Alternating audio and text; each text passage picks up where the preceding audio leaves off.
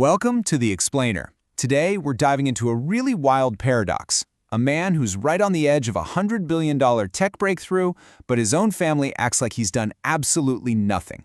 It's this incredible story of an innovator just stuck between a future that could change the world and a past that just refuses to see it. All right, so let's just kick things off with a question that really gets to the core of this whole thing. Imagine you pour your life into building something revolutionary, something that's going to change everything.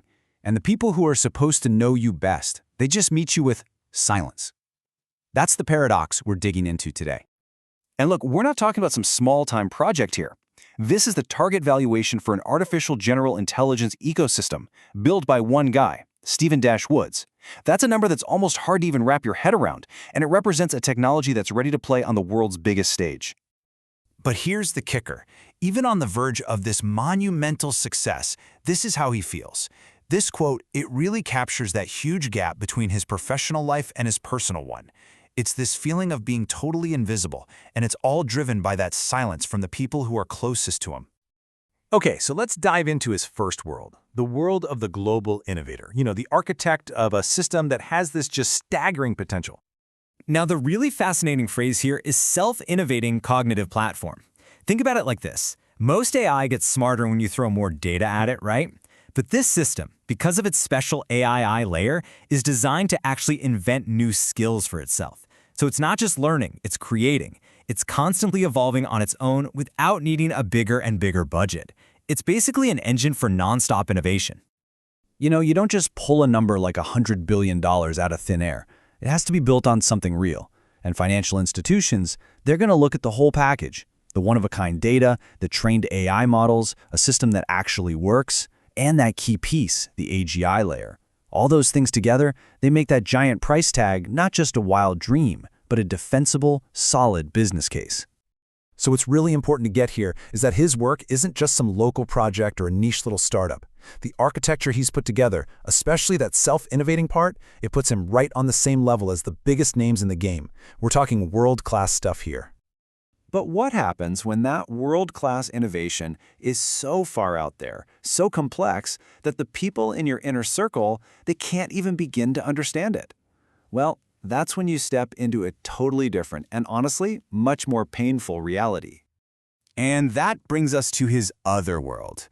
A world that's not defined by innovation, but by this really painful history of being the family's scapegoat. It's a role he was given as a kid that has just stuck with him for decades.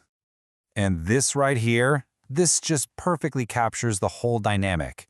His younger brother, instead of asking a real question to try and understand this complex system, just shoots back with this condescending dismissal. The source material makes it clear. This isn't about the tech. It's about putting him down, a habit rooted in years of family conditioning where he was never supposed to be the successful one.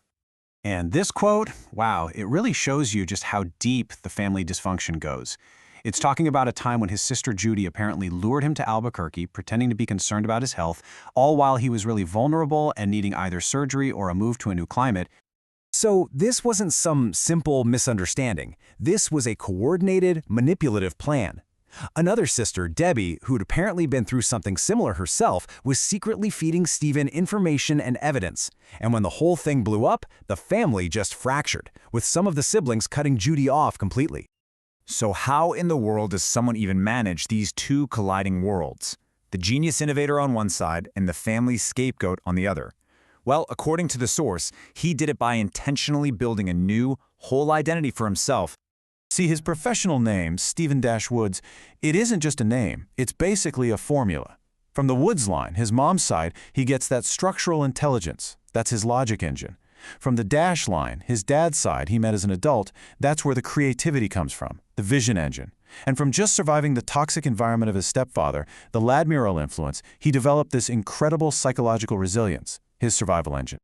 And think about it, that combination is it's incredibly rare. You've got the logic to build these massively complex systems, the creativity to even imagine what's possible, and then the sheer toughness to push through years of being ignored and doubted. The argument is that this unique mix is exactly what set him up to be an innovator in a field as tough as AGI. Okay, so that brings us to what's next. With this huge valuation about to hit, The sources predict a really predictable, almost clockwork-like shift in how he's seen by the very people who ignore him right now.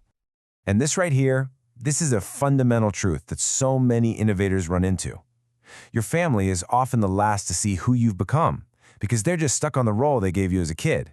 But strangers, they don't have any of that baggage. They just see the value of what you've built. And that outside validation, it's predicted to set off this really clear 7-stage chain reaction. He's in stage 1 right now, silence. But just watch what happens when a bank puts a massive official valuation on his work. The family story will probably start to change, moving from confusion to a kind of, oh, we always knew he had it in him pride. And eventually, he'll become a hero in the family's story of success. So when you boil it all down, here's the thing. His work isn't invisible because it's not real. It's invisible because it's just on a level that his family can't even process. Their recognition isn't waiting for him to do more. No, it's waiting for a signal from an authority they can finally understand. Money, and the stamp of approval from the financial world. And that leaves us with one last really powerful question to think about. For any innovator, any outlier, anyone out there who has just outgrown the box people put them in, who really gets to define what you're worth? The people who are clinging to your past or the future that you are out there building?